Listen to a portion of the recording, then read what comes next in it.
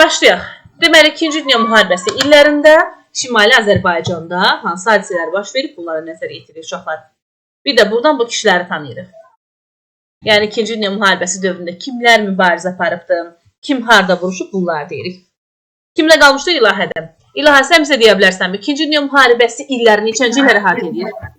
39-45, 1939. Bəs yaxşı. SSR bu müharibəyə nə zaman daxil oldu? 41-ci ilin iyunun 22-sində. Qəşəng düzdür. 41-ci il iyunun 22-sindən əvvəl bir hadisə var, onu deyim sizə. 39-cu ilin uşaqlar, sentyabrın 23-ü. Hələ müharibənin başlamasına var, daha doğrusu avqustun 23-ü. Müharibənin başlamasına bir həftə 10 gün var. Almaniya SSR ilə müqavilə imzalayır. Molotov-Ribbentrop paktı ki, narahat olma, 10 il ərzində sənə hücum eləməyəcəm. Amma hansı müharibədə onun zəifliyindən istifadə edib 41-də hücuma keçir? 39-40-cı ildə Finlandiya ilə müharibəsində. Düzdür. Biz buna nə deyirik həm də? Qış müharibəsi deyirik. Qış müharibəsində nədə zəif olduğu ortaya çıxdı? Mühərriklər. Qəşəng düzdür. Mühərriklər müharibəsində zəif olduğu ortaya çıxdı. Ona görə də fikirləşdik ki, əşi uzaqlara getdiyimi hazır elə SSR üzərinə hücuma keçin. SSR üzərinə hücum planı necə adlandırılır? Barbarossa. Barbarossa. Bilirsən Barbarossa kimdir? Hayır. Tanıyırsan? Felix Barbarossa. O kimdir Felix Barbarossa? Alman Fransa da baxdı, Fransa tanımıyor. Mən bir yaxşı kişidir onlar. Səlib yürüşlərə getmişdi. Uşaqlar, səlib yürüşlərində iştirak edən, 3-cü səlib yürüşündə iştirak edən, sonra gəldi Göysu çayında boğuldu. Boğuldu, öldü, hə. Bax, həmin kişidir. O deyəcək, sudan qorxurdu, suda boğuldu. O deyil. Hə, bax, ona görə deyim ki, aşıq, elə qorxaq olmayın. Gözünüzü qorxaq alışdırmayın. İnsan nədən qorxursa, o bir növ başına gəlir. İngiliz siyasi planı Fransada şifr vardı, onu oxşa eləmək olar. Bəli, elə onunla oxşar cəhət edirik. Almaniya idi, Fransa deyildi. Almaniyanın 1-ci Dünya Müharibəsində də ildırım sürətli müharibə planı var, 2-ci Dünya Müharibəsində də ildırım sürətli müharibə planı var. Buradan həmin müharibənin açıb şəkillərini də bir daha sizə göstərmək istəyirəm. Azərbaycan SSR 127-dədir.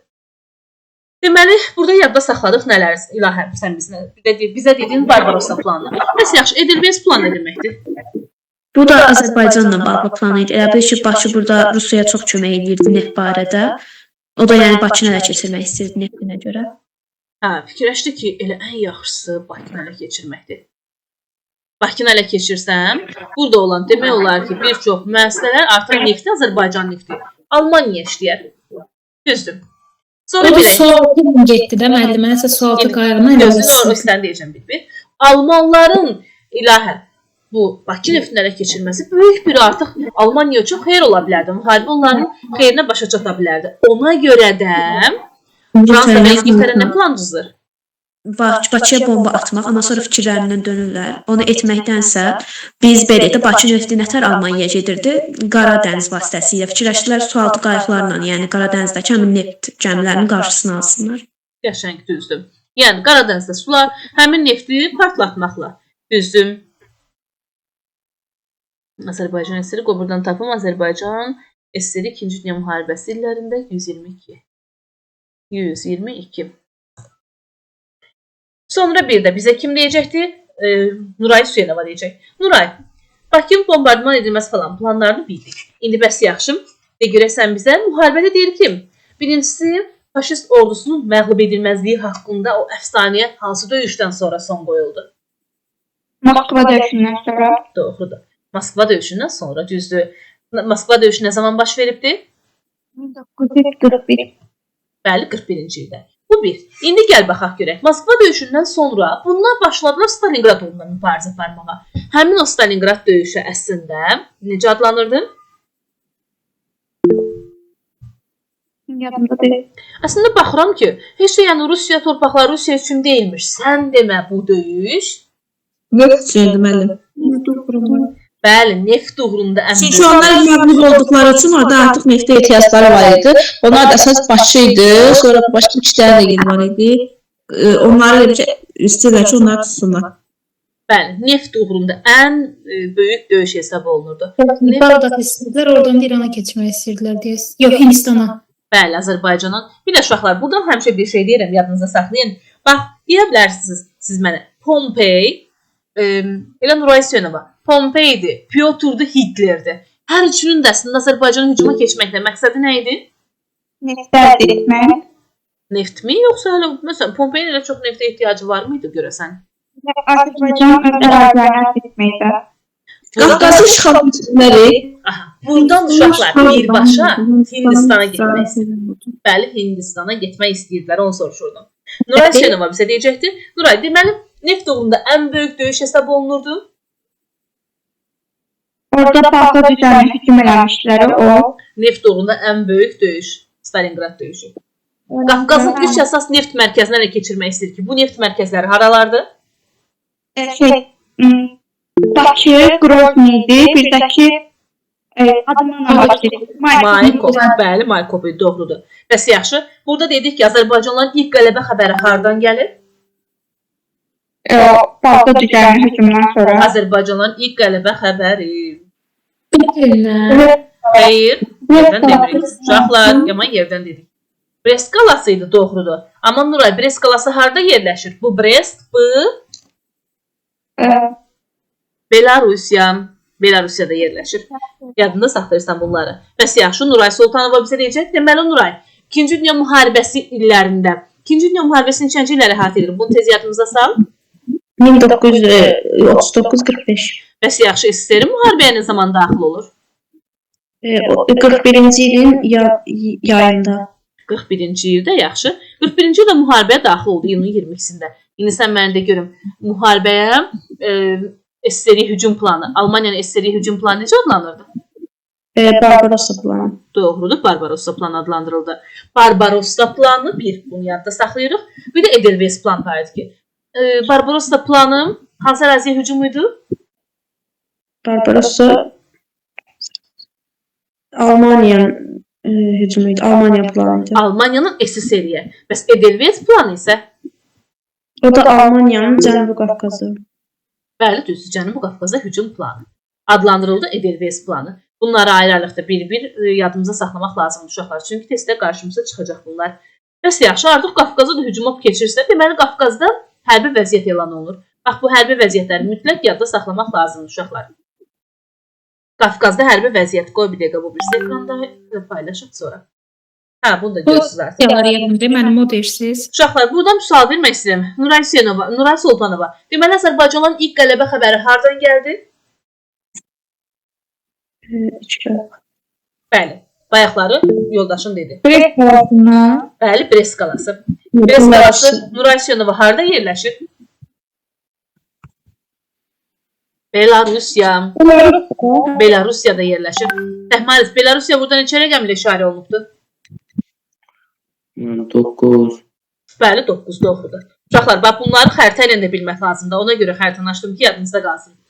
Belarusiyada Brest qalasından gəlmişdi. Belarusiyada burada 9 rəqəmlə işarə olunubdur. Bu xəritədə qrupda var, göndərmişəm sizə. Mütləq çap eləyib hamısını işləmək lazımdır. Onu da yazım, xəritəni yoxlayım sizə.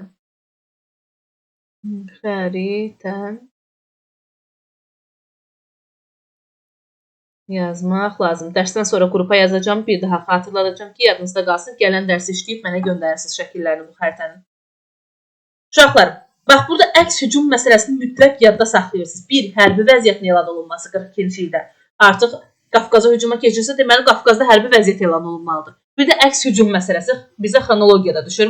Aylin, nə zaman Sovet ordusu Şimali Qafqazda əks hücuma keçdi almanlara qarşı?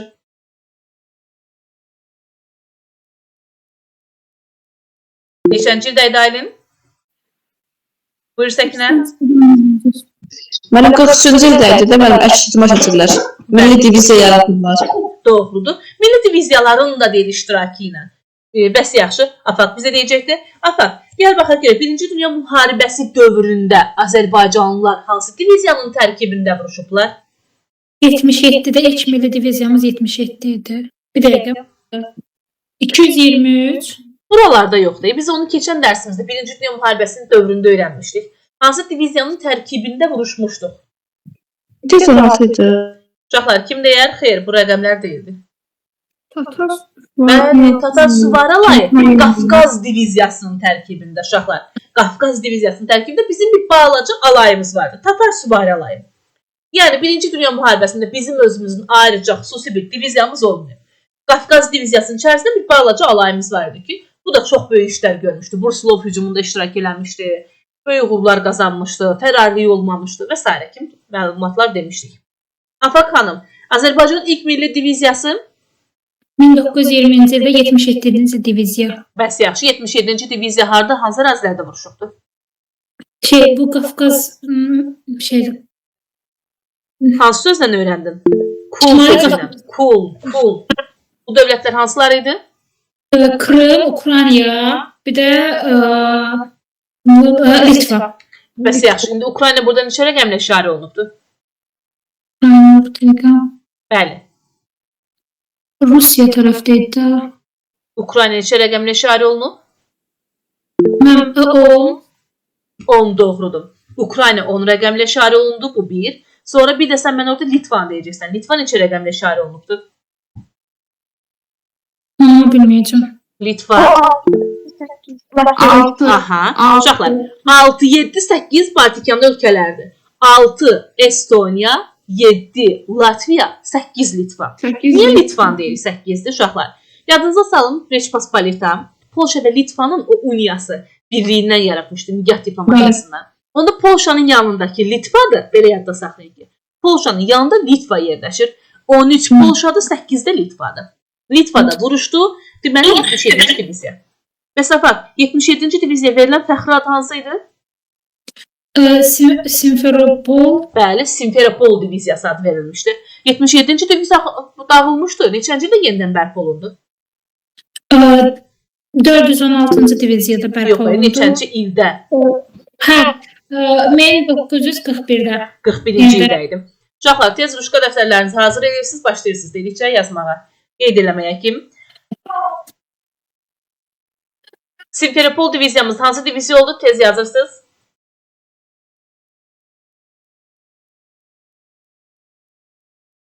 Qəşəng düzdür.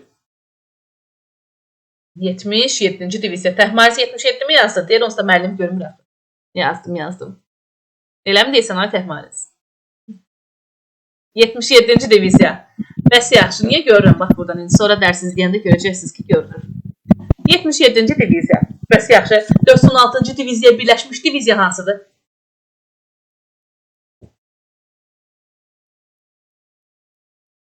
Mən 406-ya dediniz. 416-ya birləşmiş diviziya, bəli, qəşəng 402-ci diviziya idi. Doğrudur, 402. Düzdür. Sonra bir də qeyd eləyəcəksiniz, məndə 42-ci ildə yaradılmış diviziyalar hansılar idi? 42-ci ildə yaradılmış diviziyalar. Bəli, düzdür. 416, 271. Bir də uşaqlar, bax, fikir versəz, biri 223-dür, biri 271-dir, düzdür? Bax, 271 böyük olandır. Bu 42-dədir. 402, 416. 402, 41-dədir, 416. Böyük olan 42-dədir. Belə də yadda saxlaya bilərsiniz. Düzdür. İndi siz mənə tez qeyd edin görüm. Belqrad fəxri adına layiq görülmüş diviziya hansı diviziyaydı? Ayşə xanım, 222-ci diviziyada yəqin təzə çıxıbdır. Düzdür. 223-cü diviziya doğrudur. Belqrad fəxri adına layiq görülmüşdür. Bəs Taganrog diviziyası hansı diviziyadır uşaqlar? Taganrog diviziyası qəşəng düzdür. 416-cı diviziya doğrudur. Düzdür. Bəs görürsən puç dediyimiz ölkələrdə mübarizə aparmış diviziya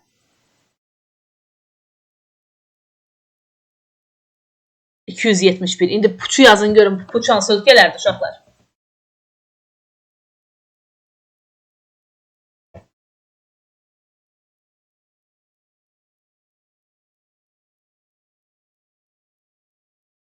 Qəşəng düzdür.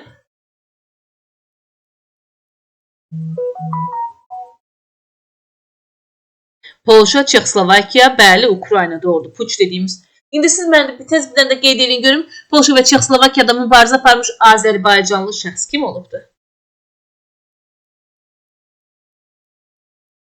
Ülfət, Səməd bəy nə idi? Yakup idi. Bir də Xeyr, Zoya da kimdir? Ay Ayşə. İnana bilmirsən. Bu cür tarixçini Zoya elədin ya. Bəli, Ziya Bünyadov idi, doğrudur. Ziya Bünyadov Ve uşaqları. birinci Dünya Müharibələrində Polşada şey olmuşdu, Səməd bəy Hə, mehmanları. indi onu oxşar cəhət edəcəm. Onunla yanaşı deyəcəyik. Bax uşaqlar, burada deməli Polşa və Çexoslovakiyada mübarizə apardı. Ziya Bünyadov sağ olsun, o cür tarixçimi də Ayşə Zoya elədi. Ziya Bünyadov Birinci Dünya müharibəsində uşaqlar Polşada mübarizə aparmış şəxs kimi idi. Hətta biabırçı məğlubiyyətdən xilas eləmişdi bu ordusunu.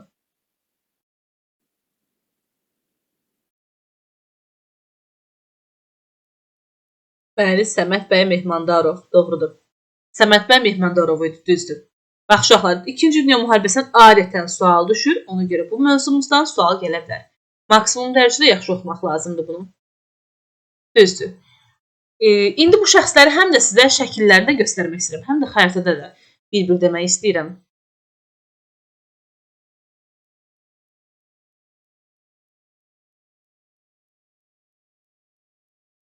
Bir dəqiqə uşaqlar. Həm xəritənin üstündə deyədim baxardıq, həm də belə bir tanıyardınız bu şəxsləri. Ekranda şəxslərin şəkilləri görürsünüz elə?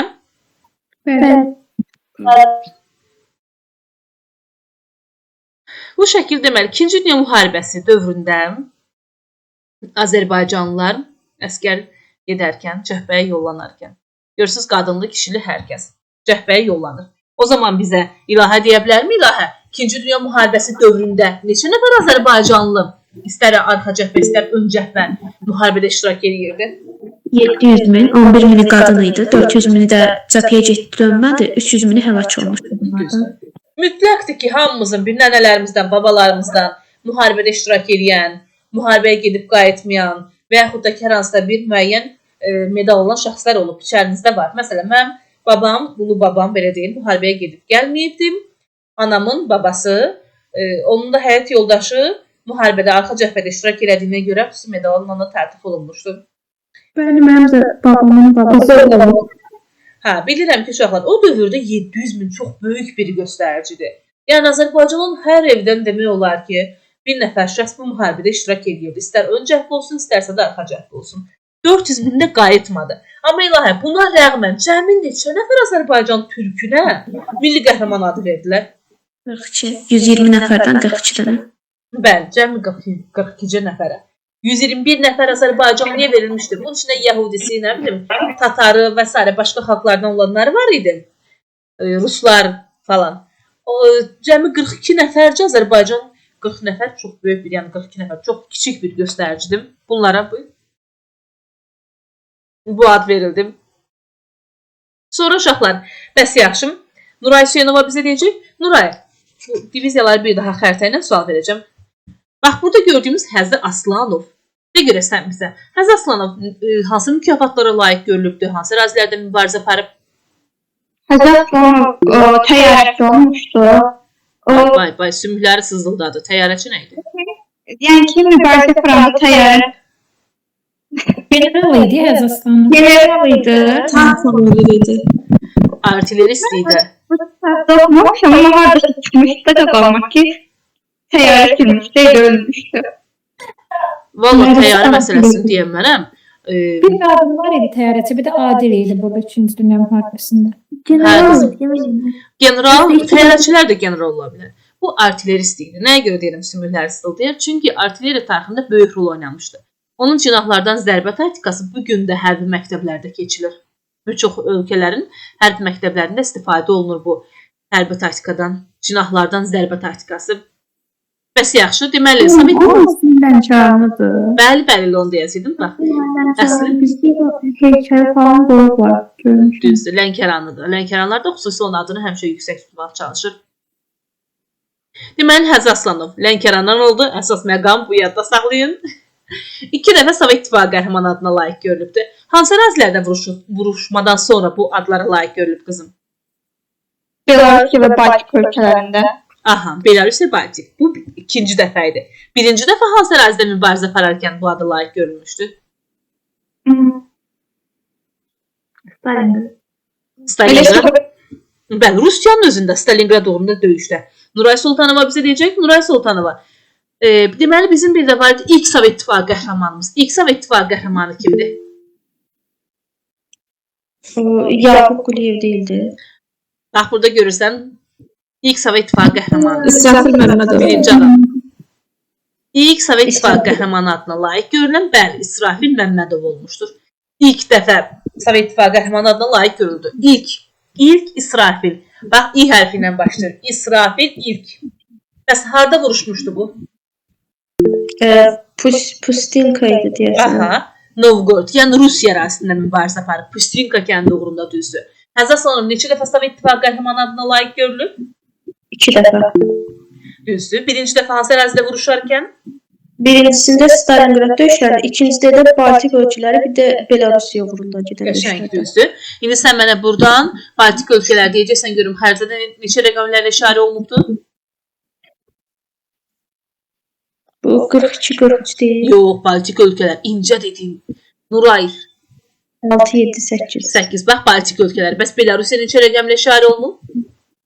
Burada 16. 9. Bayaqlar Təhmanis dedi. 6, 7, 8, bir də 9. 6, 7, 8 Baltik ölkələrdir. Estoniya, Latviya, Litviya. 9-da Belarusiya ərazisidir. Mənfur düşmənlər bu gizlətmişlər həmin sənədi. Neçənci ildə ortaya çıxır və Sovet İttifaqı, ikinci dəfə Sovet İttifaqı qəhrəmanı adı verilir? 42-ci ildə. 90. Ay qızım. Neçə illər sonra? 91-ci ildə. İlk dəfə 1942-ci ildə idi birinci dəfə Sovet İttifaqı qəhrəmanı adına layiq görülməsi. İkinci dəfə isə 1991-ci ildə idi bu ad verilmişdi. Aylin eşidirsən? Afaq, bəs yaxşı, sən bizə də görək. Bir də bizim deməli kimlərimiz var idi? Mən xəritədə bir-bir göstərim, sən də de. Bunları da silək. Hardan başlayaq? Birincisi, bax bu gördüyümüz 38 burada mübarizə aparmış partizanlarımız kimlər olubdu? Cavab Mehdi ilə Cavad. Elə bil sinif yoldaşlarıdır, Mehdi ilə Cavad. Xeyr, 38 Fransadır. Deyirsən müəllim 38 Fransadır. Fransada da mübarizə aparan 2 nəfərimiz var bizim. Cavad həkimliyinə Mehdi. Xeyr. Buyur Mehriban. Əhmədiyyət Cəbrayil hansı Bəli. elə bir ad Əhmədiyyə Cəbrailov və bir də Daniel Abdullayev. Yadda saxlamaq lazımdır. Əhmədiyyə Cəbrailov, Daniel Abdullayev. Deməli bu 2 nəfər şəxs də uşaqlar. Dedik ki, harda mübarizə apardım? Fransa ərazisində mübarizə aparmışdı. Cəbrailov və döyüş yoldaşları. Bax, yadınıza saxlayırsınız. Əhmədiyyə Cəbrailov və döyüş yoldaşları müharibədə iştirak edərkən. Əhmədiyyə Cəbrailov uşaqlar, bilirsiniz ki, müharibədən qayıdır. Müharibədən qayıdan əslində çox adama, burada da bu şəkildə gördüyünüz şəxs Əhmədiyyə Cəbrailovdur. Lazımı qiymət verilməmişdi.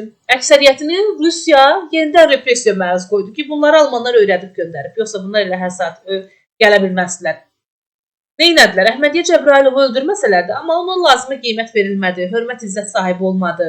Elə ki 1966-cı ildə Charles de Gaulle Rusiyaya gəlir və bu zaman o belə bir Azərbaycanlı olması haqqında, onunla döyüş yoldaşı olması haqqında məlumat verir.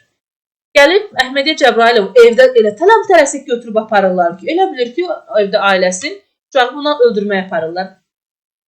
66-cı ildə Moskvada Charles de Gaulle Əhmədiyyə Cəbrailov görüşən zaman elə bir mehriban görüşü olur ki, hər kəs deyir bu görüşdən təsirlənir. Sanki Charles de Gaulle ən yaxın adamını görürmüşcəsinə Əhmədiyyə Cəbrailovu xoş qarşılayır, onunla görüşür. Bundan sonra Əhmədiyyə Cəbrailova müəyyən qədər bir lazımı hörmət qoyulur.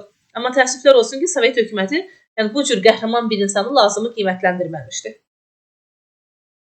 Hə, belə. Bəs yaxşı. O zaman Aysu bizə deyə bilərmi? Aysu, hansı mükafata layiq görülmüşdü Əhmədiyyə Cəbrailovla Daniel Abdullayev? hərbi xaç. Düzdür. Birinci Dünya müharibəsində Fransanın fəxri adına layiq görülənlər kimlərdir?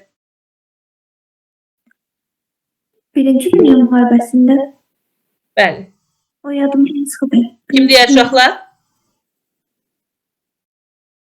Kimsə əl qaldırmışdı. Səməd bəy Mehmandarov, Əlağa Şıxlinski. 2 nəfər. Amma mən yadımdan. Səməd bəy Mehmandarov və Əlağa Şıxlinski idi. Uşaqlar, bax burada deməli biz buradan nələr yadda saxladıq? Əhmədiyə Cəbrayılovla Daniel Abdullayev, Səməd bəy Mehmandarov, Əlağa Şıxlinski bu dördü oxşar cəhətdə Fransanın fəxri adına layiq görüldüyünə görə. Fransada dedik bu xəritədə afaq neçə rəqəmlə işarə olunubdur? 31. 38. 38 ilə işarə olunubdur. Bəs yaxşısan mən də görüm. Burada 34, yəni İtaliya ərazisində mübarizə aparmış Azərbaycanlı partizanlar kimlərdir? İtaliyada bir Cavad həkimdə idi. Bir də Mehdi Hüseynzadə idi. Bəli, Mehdi Hüseynzadə. Bax uşaqlar, bu şəkildə də yenə görürsünüz. Bu yaraşıqlı olan Mehdi Hüseynzadə.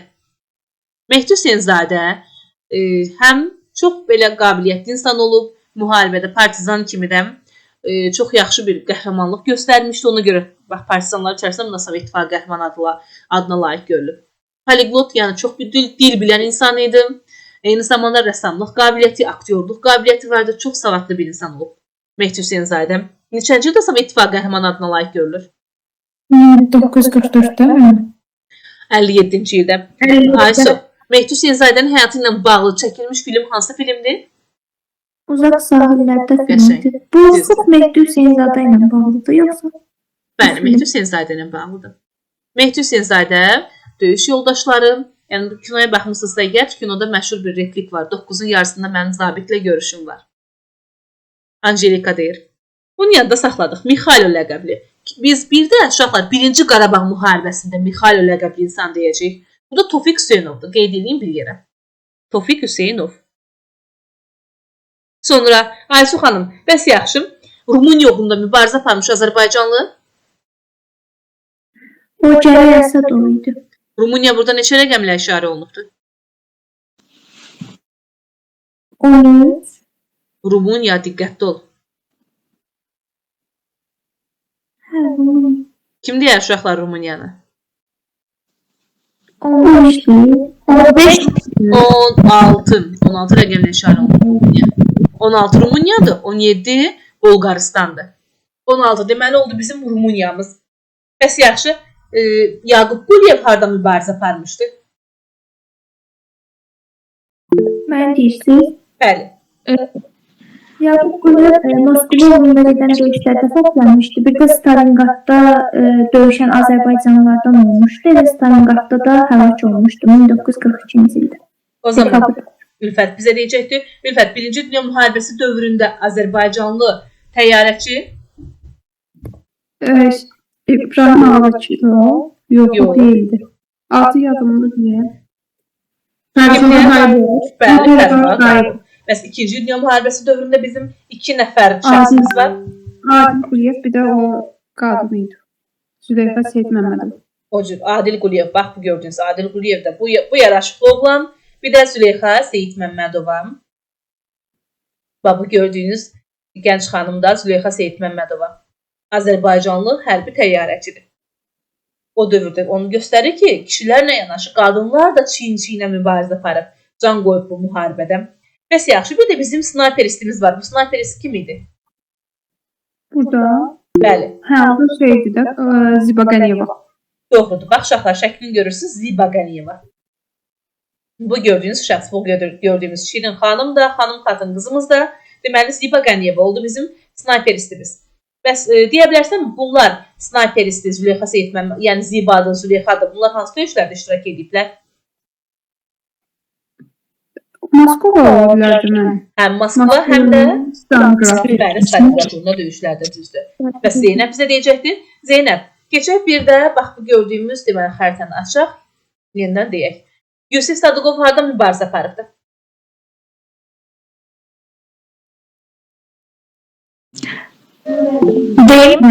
Berlin'də. Harda dedin? Berlin'də. Bəli, Berlin. Berlindirsə deməli hansı ölkə götürəcəm? Berlin isə Almanya. Canım benim, Berlin haranın paytaxtıdır? Almaniyanın paytaxtıdır. Berlin, yadda saxladıq. Berlində Reichstag üzərinə qəlbə bayraq sancmış Azərbaycanlı Yusif Sadıqov oldu. Almaniya, Berlin burada neçə rəqəmlə işarə olunubdur?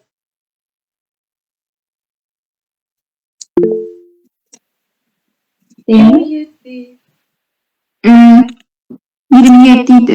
Aha, xəritəni yazmışam. Xəritəni gələn dərs işləyib mənə göndərməyənlər ağlınız başınıza gəlir. Bir qəşəng şikayət məktubu, bir etiraz məktubu. Sonra qaldı bir də uşaqlar Kiyev uğrunda. Ukraynanın Kiyev şəhəri uğrunda mübarizə aparmış şəxs kim idi? Zeynəb.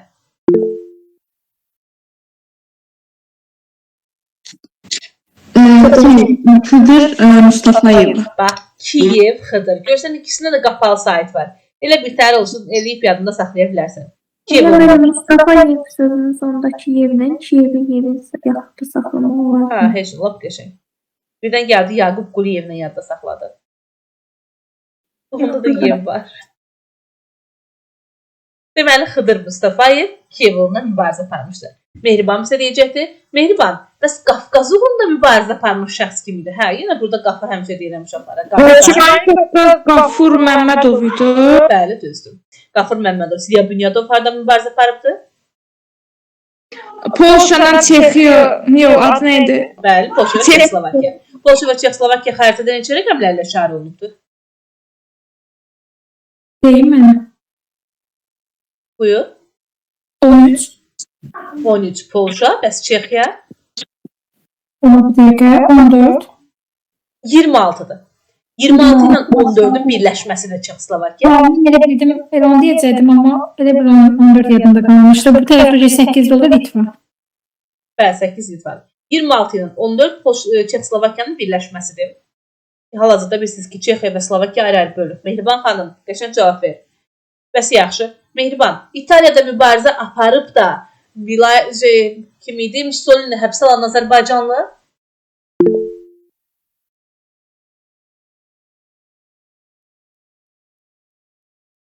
Deyim mənə. Buyur. Vilayət.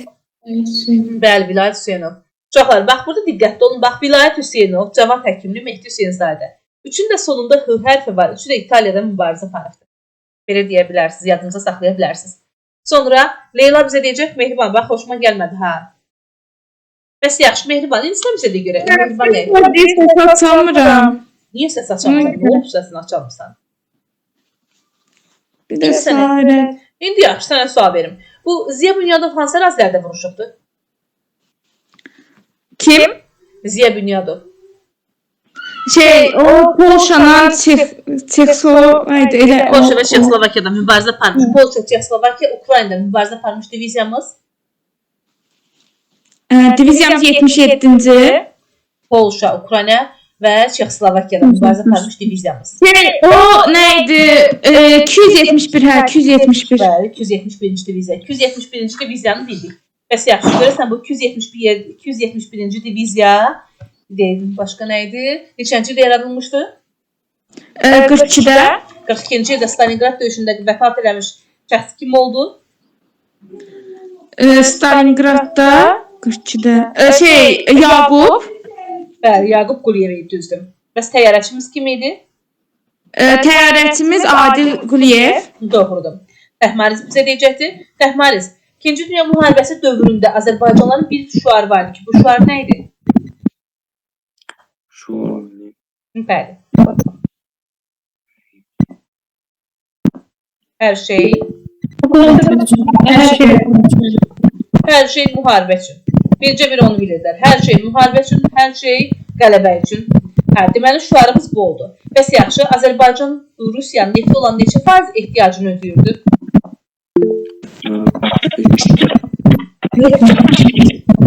75-80 faizini.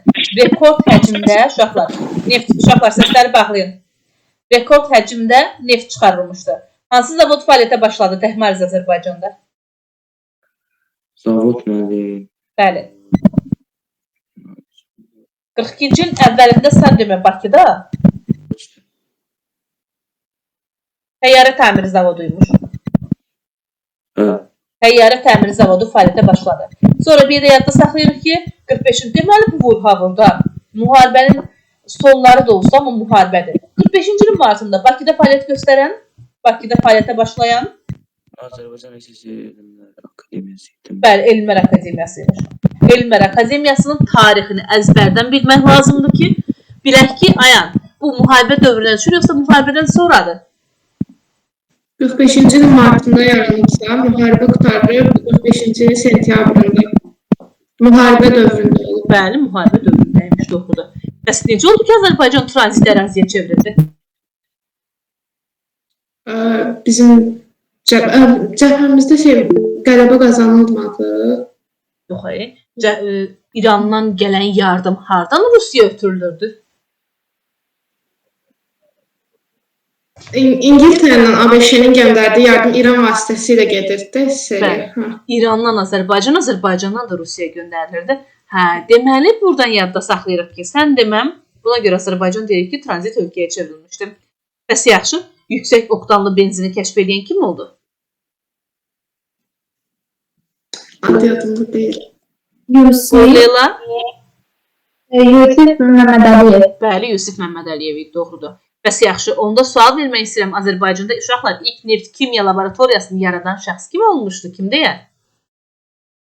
1900 yox. İli yox idi. Sadəcə deyirdik. Bilirəm adını, onu deyirəm. Kim deyər uşaqlar? Ay sizi. Möhsün Xanlarov. Möhsün Xanlarov idi uşaqlar, yadınıza saxlayın. Bu belə. Sonra bir dənə də oxşar cəhəti deyib baxıram ki, siz də yoruldunuz. Bu dövrdə Azərbaycanda bir məsələ qaldım. Ayşə, Azərbaycanda silah istehsal olunurdu 2-ci Dünya müharibəsi illərində. İstehsal olunurdu. Bəli. Neçə adlı silahımız var idi? Evet, iki dənə. 130 lira. Ay qızım, 130 adda. 130 adda Ayşə xanım. Bir türlü də sən də düzəldə bilsəydik. 130 adda silah istehsal olunurdu ki. Bunlardan hətta ikisinin adını da veriblər ki, bunlar nələr imiş?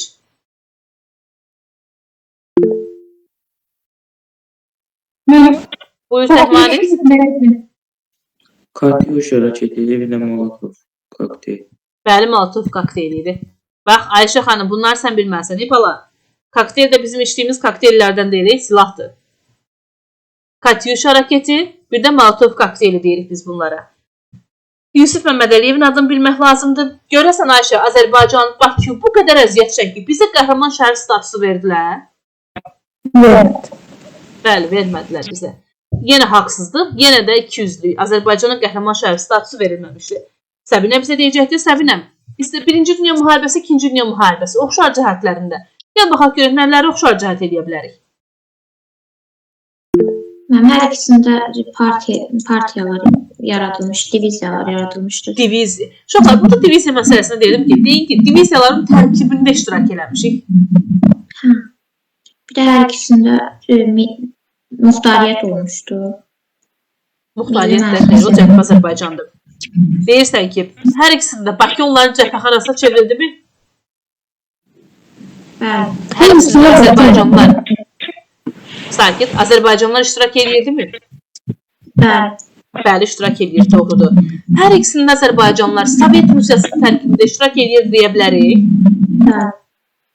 Xeyr, o Sovet Rusiyası idi. Birinci Onda Çar Rusiyası idi. Çar Rusiyası indi Sovet Rusiyası idi. Azərbaycanlılara hər ikisində fəxri adlar verilmişdi. Bəli. Bəli, verilmişdi. Bax, bunları oxşar cəhət edə bilərik. Hər uşaqlar, belə, bu mövzumuz yadınızda qaldı?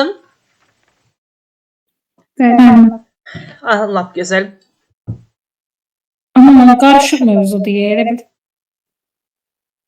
Uşaqlar, bax, xəritə ilə şəkillə də bir daha yadınıza salmaya çalışdım ki, yadınızda qalsın bu mövzu. Bilirəm, siz də yoruldunuz.